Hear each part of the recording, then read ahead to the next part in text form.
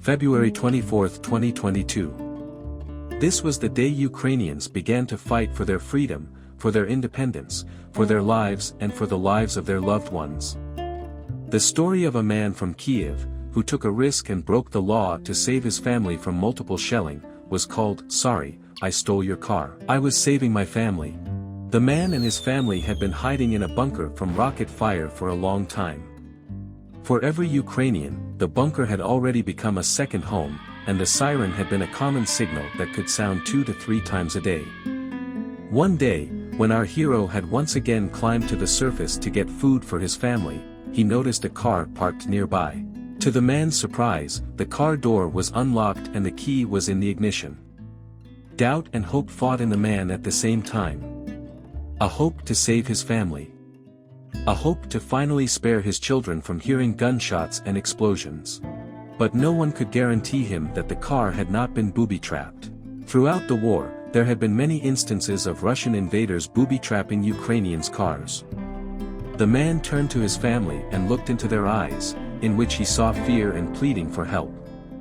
The man from Kyiv gathered all his courage, decided to take this chance and evacuate his family in the car.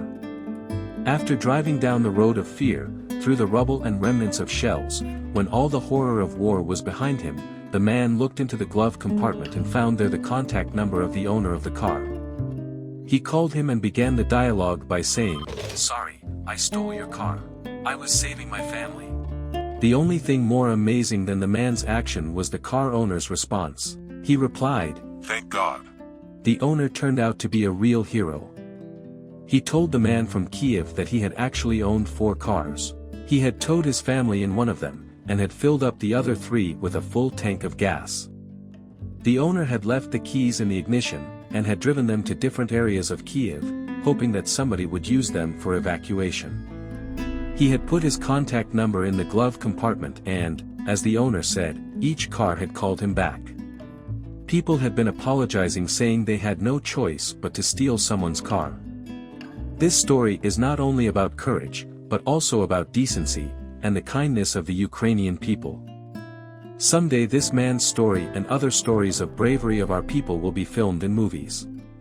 And for now you can subscribe to this channel not to miss new videos in which we will tell the stories of people surviving the war.